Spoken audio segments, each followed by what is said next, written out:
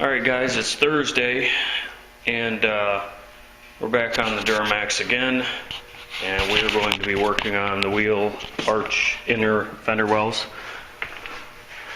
You notice we got a little glossiness to the inside. That's some rust converter on the loose rust. I wire wheeled the hell out of this, and I have these discs that I use.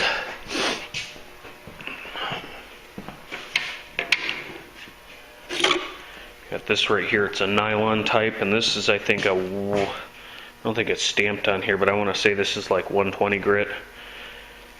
And I think the orange ones are a little bit tougher, but I don't have any of those. This is all I have left.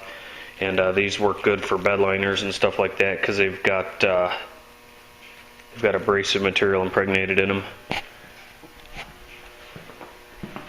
So what I've done is I've used a regular wire wheel of various sorts. There's one, another, that one to get off some of the scalier stuff. There wasn't a whole lot of rust down in there, but that kind of thing, you know. There's not a lot of light in here, but you can see, you know, it's kind of dented up in there and things like that. But what I'm going to do, we talked about this before, is we're going to take the Raptor liner and put in here. But before I do that, I've prepped all this and wiped it down and put this rust converter on here, and I'm actually, they say to let this stuff go 24 hours, but it's like super dry to the touch. Like I can't even make a mark in it. So I don't see why they want this stuff to go 24 hours. There's nothing water-based in it that I could see, so I don't see any reason to let it go that long. It's turned everything that had a little bit of rust in it sort of black, and it's left a little coating on it. What I am going to do, I'm going to take some glass cleaner on a wipe ball, and I'm going to clean in here, and then I'm going to take my red scuffy pad back over this just in case. And we do have a couple things to do before I do any priming in here. You remember we had a patch on the inside. I got a little piece of wipe ball stuck on that. I'm going to tap the rough edges of that in, and I'm going to put some 2-part seam sealer over that because we know the one part takes way too long to cure, and I want to get on this today. So any place where I had a little patch, I'm going to put seam sealer over it. After I epoxy it, I'm going to seal this whole inner fender area with epoxy. So I'll show you what I got going here. There's the epoxy primer hanging on the back of the chair because it's in front of the torpedo heater. And you got the activator, non-induction type, no waiting period, mix it and spray it.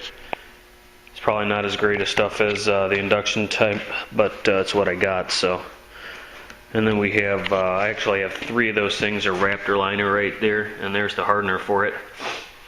And we'll put that through the chutes gun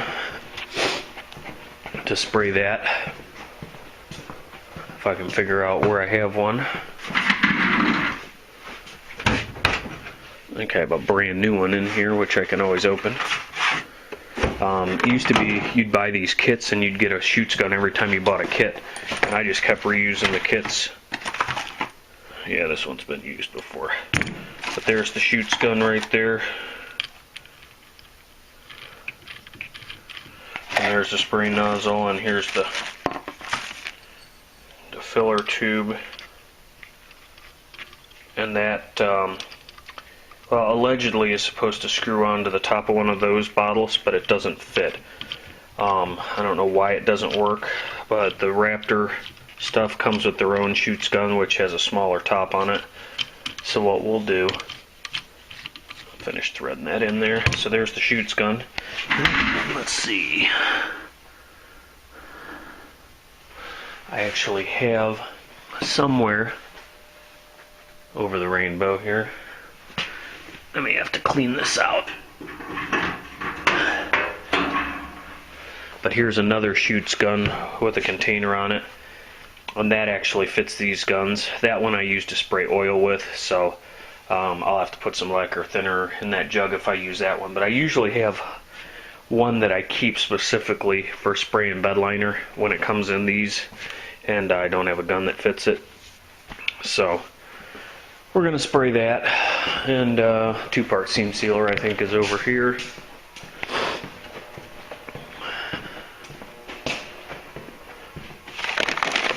So first things first, there we go, 3M heavy bodied seam sealer.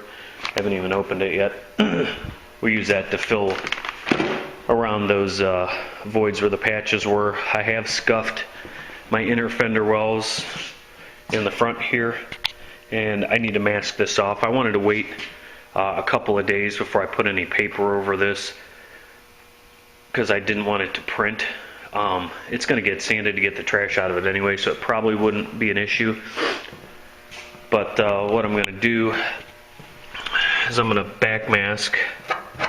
I got a little bit of loose shit on the bottom of that. We're going to back mask all this so that I don't get overspray all over my bed rails and blow trash around and everything else.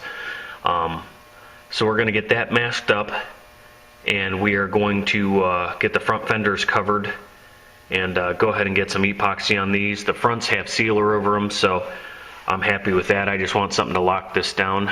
And I may also, I haven't decided yet, I don't know that it's going to make a difference, but for extra protection, not extra protection, extra adhesion, we may do this too. We may use some adhesion promoter in there, just because I'm not sure how that's going to all work out on the back. So that's kind of a last ditch effort just in case. I prepped them the best that I could. You know, wire wheel leaves a pretty good scratch. And then of course this type of disc right here, which is a surface prep disc, I took that over it, but I'll take the red Scotch-Brite after I get it masked up, and I'll probably go ahead and shoot some adhesion promoter after that's cleaned and masked, and then we'll go ahead and put some epoxy down. And when the epoxy has cured for a little while, I want to say this one has the directions right on the can, so let's read it.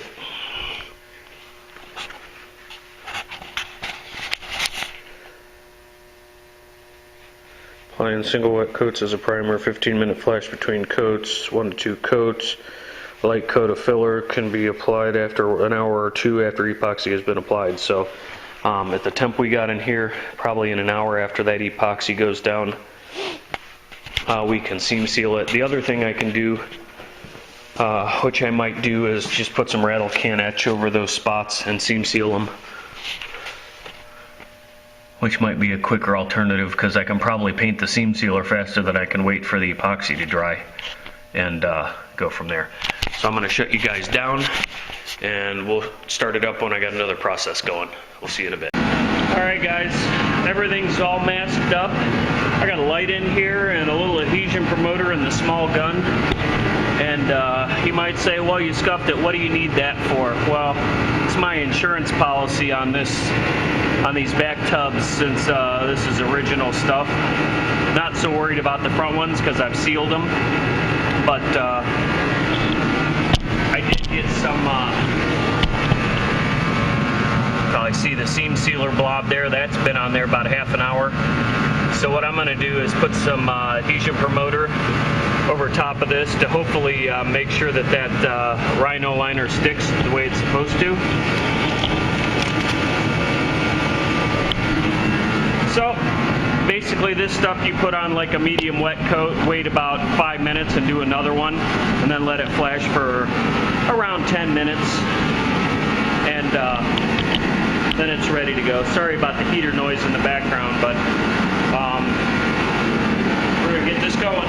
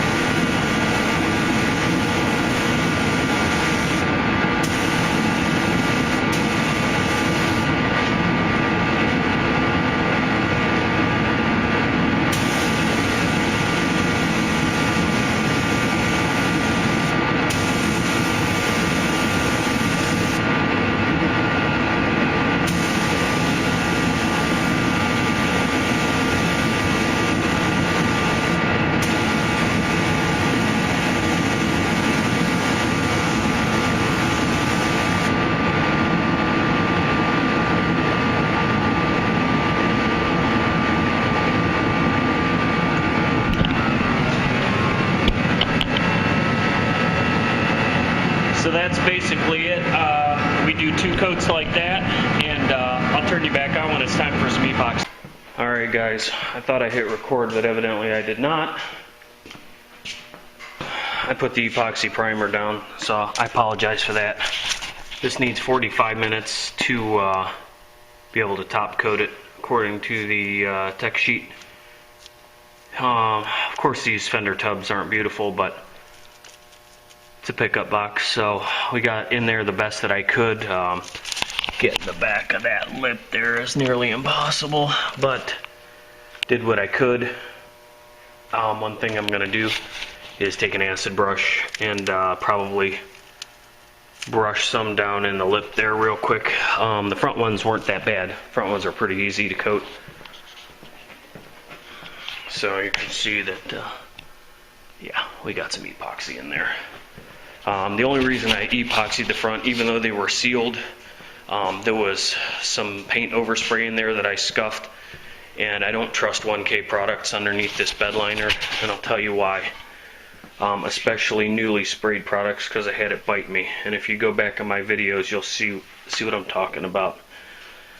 We sprayed this bed liner or a similar urethane product.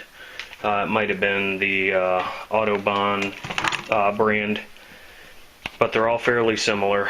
It's a urethane type bed liner, and what I'd done is on an older pickup, an 80 GMC, we didn't know we were going to bed liner it, and we weren't doing anything with the box of that particular truck, and it was just painted. So what I had done, there was a patch like in the corner over there and a patch there, and what I did was I gave it a quick scuffy because I knew it would get scraped up, and we scuffied it up and we put single stage paint on it, and you know, that would be fine, but you know, just to get a little color in that box. Well, what ended up happening,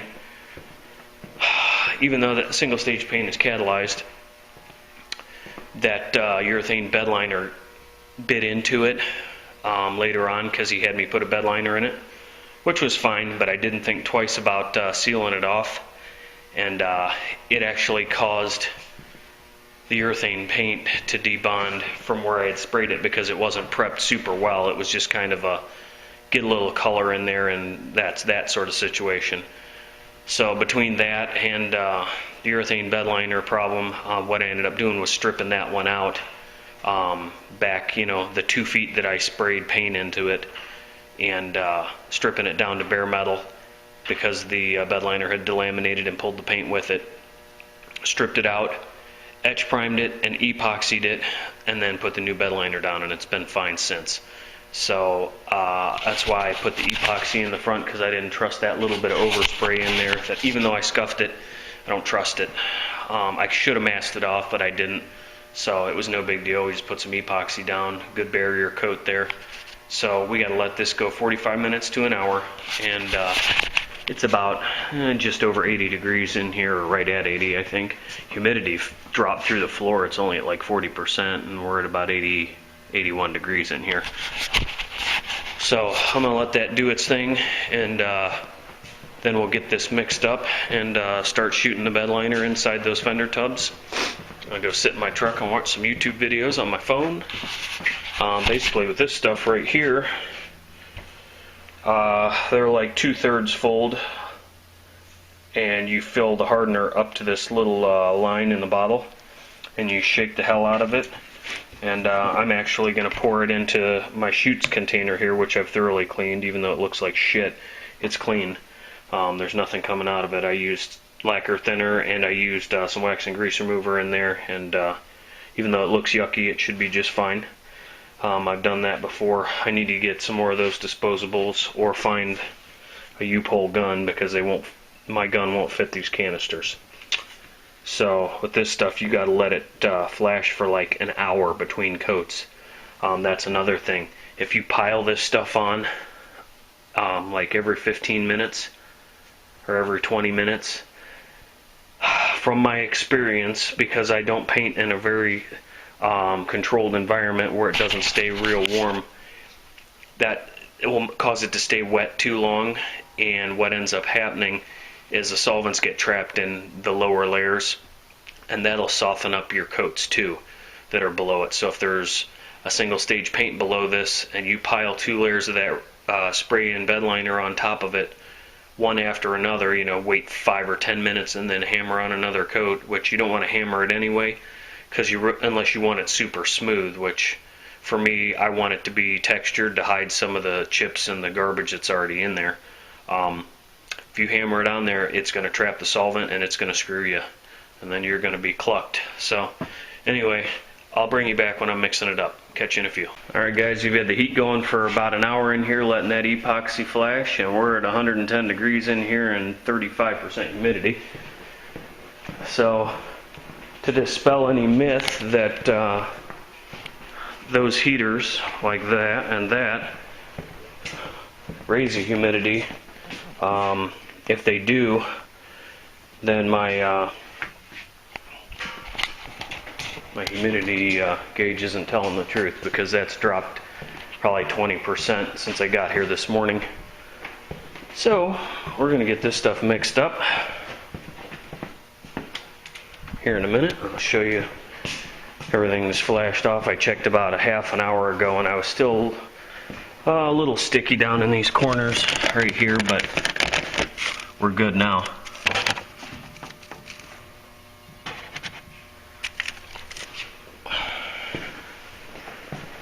So let's get it mixed and let's get this thing done. It's going to take 2 hours to finish it.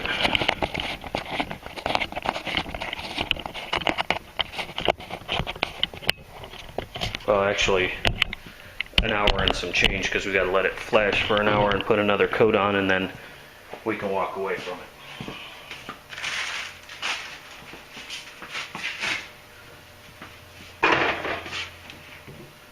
So we've got our Raptor liner here. I warmed up 2 bottles of it in the hardener, and I think that's going to be enough. We're going to mix 1. We're using an old pair of gloves here. It's just bed liner. Don't care if it gets a little dust or dirt in it. It's not a problem.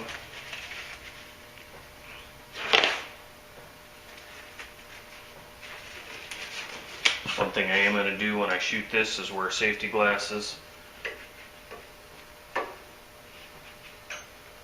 which I should do normally, but sometimes, you know, I just don't remember to do that. Get in a hurry and then sacrifice safety. So I'm going to wear some safety glasses here.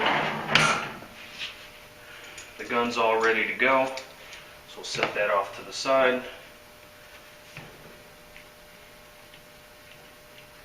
And basically, I don't know if the camera will show it.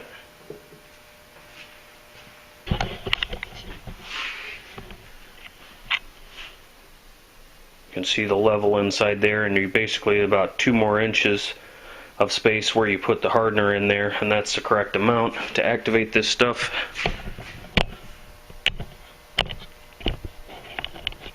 So we're going to go ahead and do that and then shake it up. We're only going to mix 1 at a time, because it really doesn't tell what the pot life is on this stuff in the directions, so we don't want to overdo it.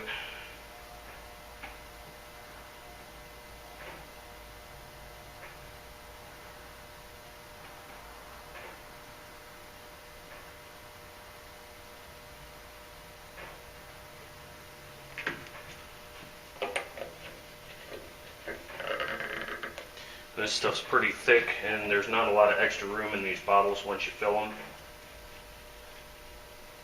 sure the lid's on good and tight, and just start shaking it.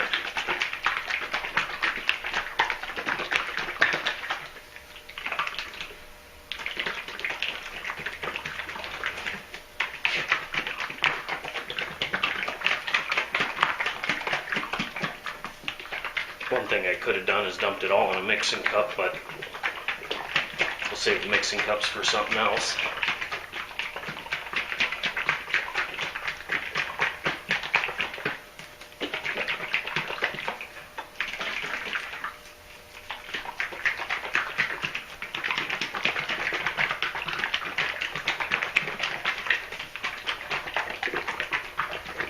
And I'm going to say it's getting to be too warm in here for a sweatshirt at 110 degrees. which will fall pretty quick, but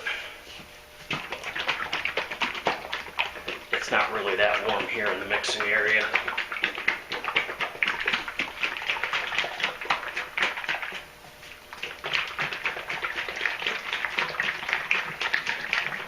Definitely want this stuff mixed good or it will not cure properly and you could have peeling issues later.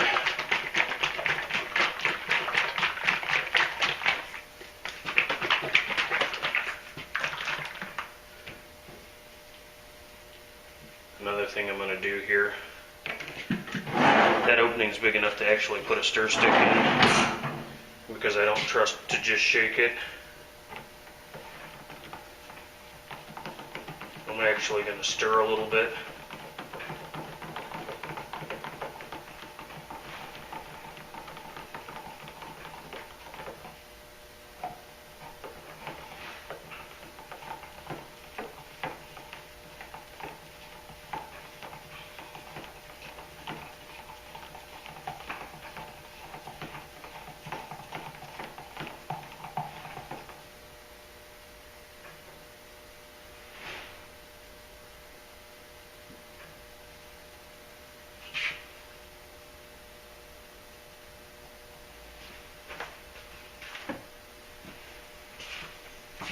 I did that, I'm going to shake it a little bit more just because these containers are small. Just want to make sure it's good and mixed.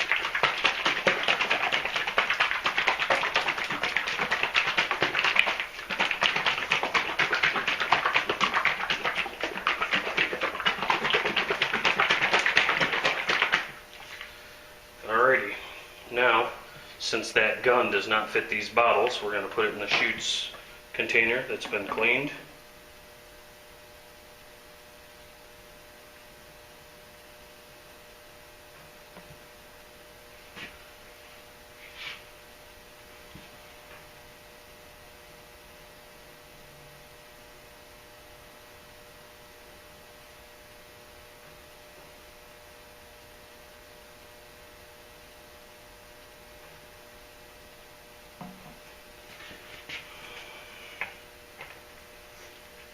We're going to get a respirator on. We're going to start spraying this, and if it gets foggy, we're going to turn the exhaust on.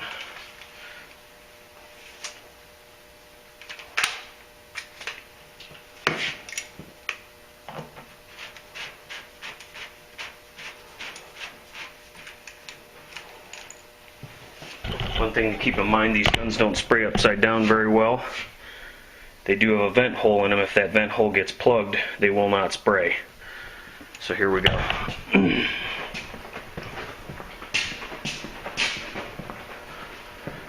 I've got the air set at about 40, and I'm going to try that and see how it sprays. They say anywhere between 40 and 70 is where you should spray this stuff.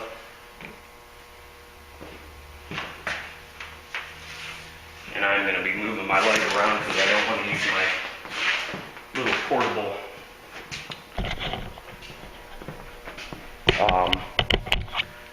cordless light because I don't want to get bedliner all over it.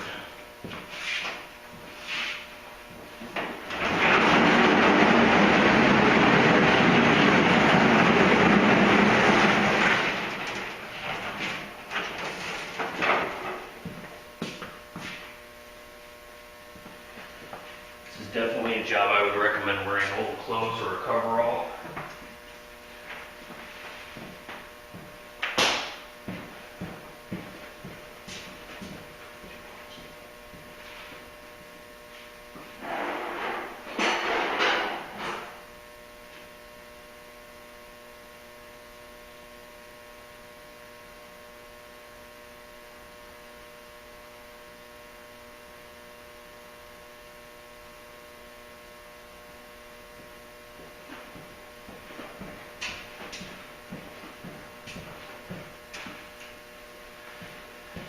And you can see I put a spray sock on my head. These are disposable, they're cheap. And the reason I'm doing it is because I don't want this stuff in my hair. In a hat, you might run the risk of bumping into something. Against my better wishes, I think I'm still going to have to use this little light because I'm not going to be able to see in here.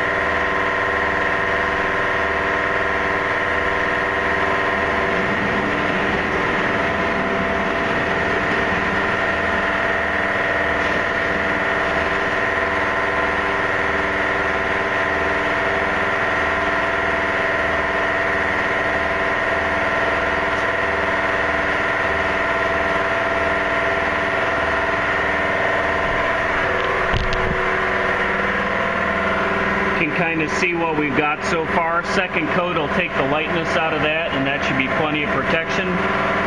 You don't want to really hammer this stuff on or it'll flow out on you, so, and it'll take forever to flash. So we're just going to kind of go for light coverage, or 50 to 80% coverage on the first shot, and we'll come back and we'll get it on the second round.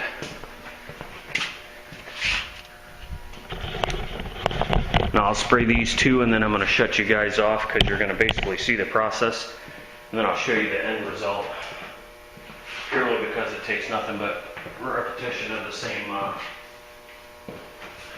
movements in what you're doing.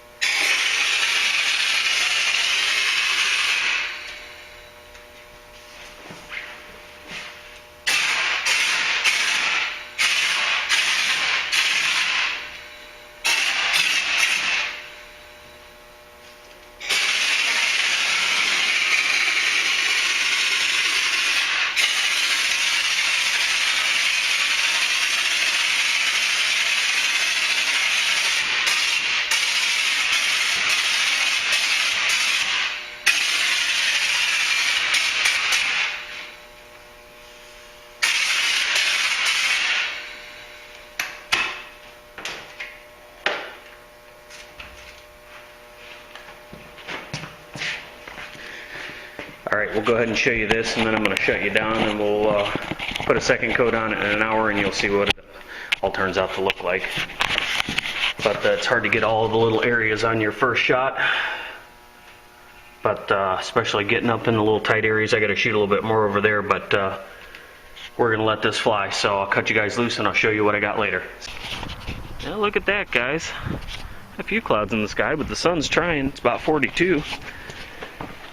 Back into the shop, and I'll show you the finished product on these wheel wells. And I'm pulling some paper off, so I like that kind. That means I'm done. How do you like that? Oh yeah. Stuff shot out of the vent on the shoots gun. The tip wasn't plugged, but what I tried to do, and I'll show you if I left it on the counter in here. I don't know what I did with it. I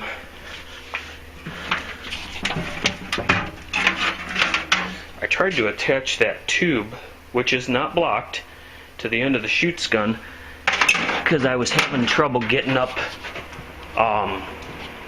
in some of the areas there, because you know, once you have the shoots gun and the air hose attached to it and all the BS that goes along with it, you tend to have a little bit of a tough time. Now I probably should have taken the wheels off. That would have made life a little easier, but that wouldn't have helped my problem trying to get stuff like that edge right there, because I couldn't get the bottom part of it because you can't angle down. And the same thing with this part over here. It was just real hard to get. But that's 2 coats on there, and that's all we're putting on it. And it took 2 of the 750 milliliter Raptor bottles to do that. Depending on your experience, it might take more. I probably could have put the 3rd bottle on it, but there's quite a bit on there. You get a lot more per coat than you think you get. So this stuff has had about 45 minutes to tack up on the 2nd coat. It's still 85 degrees in here. I am running the fan because it's a little stinky and I want to pull all that solvent out of the shop. Plus it's a nice day, so we'll pull some fresh air in.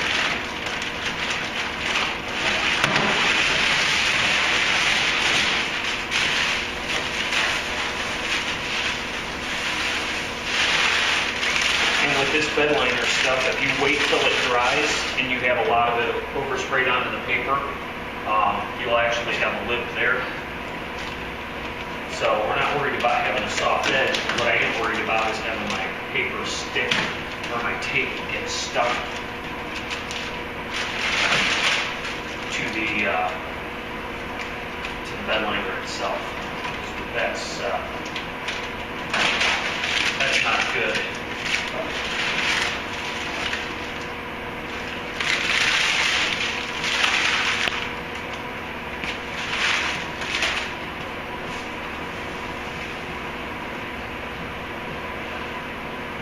Somebody sneaked up on me. I left the door open, so. Yeah, they make a tape that's got a wire in it.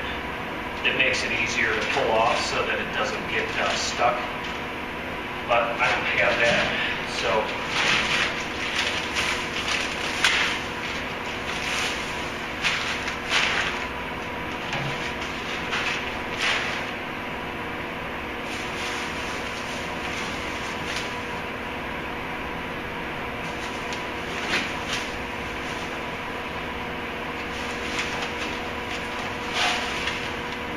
I think if I were to buy a brand new truck, the first thing I'd do when I got it would probably be to go up on the interior panels of it and spray that bed liner up in there as high as I can reach.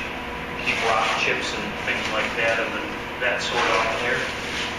Save the back sides of these panels.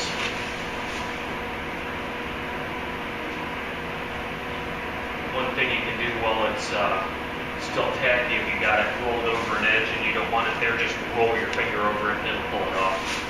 Just gotta be careful.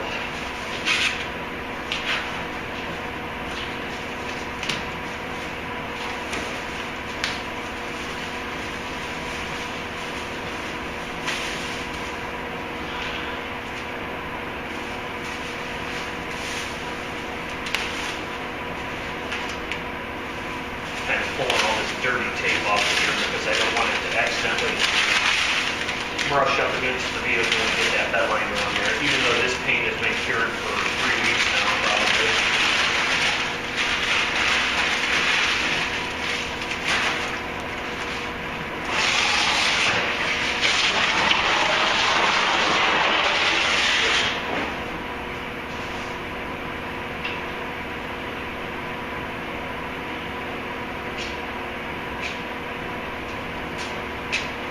So you guys were here with me all day. I got here at probably, I'd say 5 after 8 this morning, and it's 10 till 5.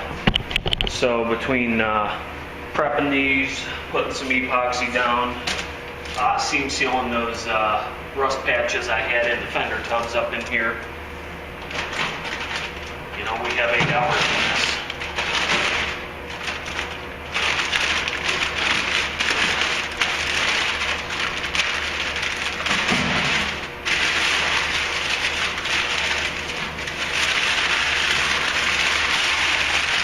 And probably 2 hours of it was spent waiting for product to flash, 2.5 hours.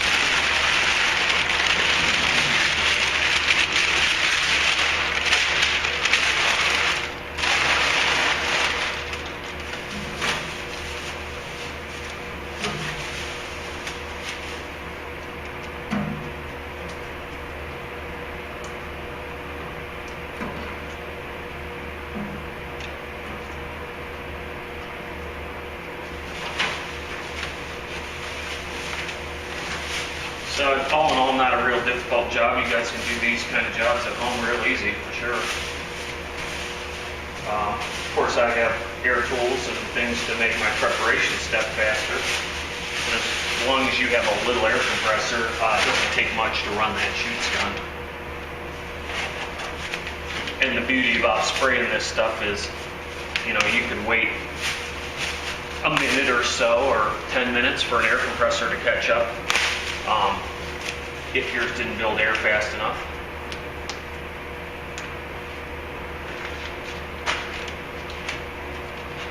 Because this stuff takes a long time to flash off. And even though it's really warm in here, I still observe their flash times of an hour for the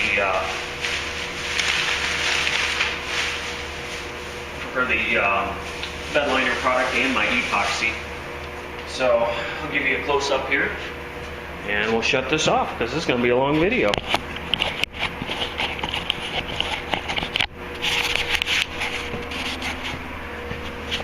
But that's basically what we got in there, all nice and dark black, and that'll keep our rock chips out of those fender tubs, or at least minimize that problem. And we are going to oil undercoat this whole truck when we're all done with any paint work, which is, I believe, to be nearly done. Like I said, unless I get a burr to take a few steps back and go ahead and paint and re-clear the entire doors, and not necessarily put paint on them, but if I have to blend the edges of those fenders to match a little bit better, we won't have to paint the fender, but we'll put a little of that color that I have left on the doors. Because basically this whole truck has almost been painted, every single panel. And that's what we got. And I left the red just on the edge, just in case for whatever reason somebody didn't want to run fender flares on this truck at some point. It wouldn't have goop all over the place. But it's painted all, or undercoated with the box liner all the way in there. So probably tomorrow or the next day I can put those fender tubs back in because it gets cold in here at night. So that's where we're at. Tomorrow I'll probably come in here and peel my mask off the hood and the fenders and scuff the trash out of the fenders and take care of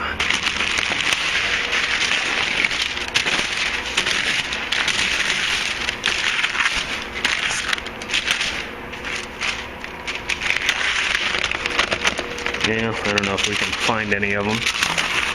There's a couple of them. The little spots there, that's where I had those watermarks and I dabbed some activated clear in them. And then we can go ahead and buff that hood up. and rebuff the box sides and deal with the doors. We'll see how ambitious I am or if any other work comes. So hope you guys enjoyed this kind of step by step. I didn't force you to watch me do the whole thing, but hopefully you get the idea. And if you have any questions, leave a comment, PM me, whatever you like. And Jerry, my buddy, if you're going to spray the underside of your car, I would wear a full coverall and I would get that thing as high in the air as you can, because this stuff makes a mess. And you don't really see other than what I squirted on the floor when it came out. But you cannot invert the chutes gun, or it'll just plug up the vent and be spilling all over you the whole time. So to do the underside of the car, you almost either have to roll it upside down and spray it that way, or get it up on the lift and mask the lift off and spray it that way. I can't think of any other way to do it. Personally, if somebody else has an idea, that's great, but I can't think of any. So you see kind of what it takes, and I know you've been wanting a video on this, so here you go, buddy. So if you got any questions, leave me a message and I'll get back to you, bud.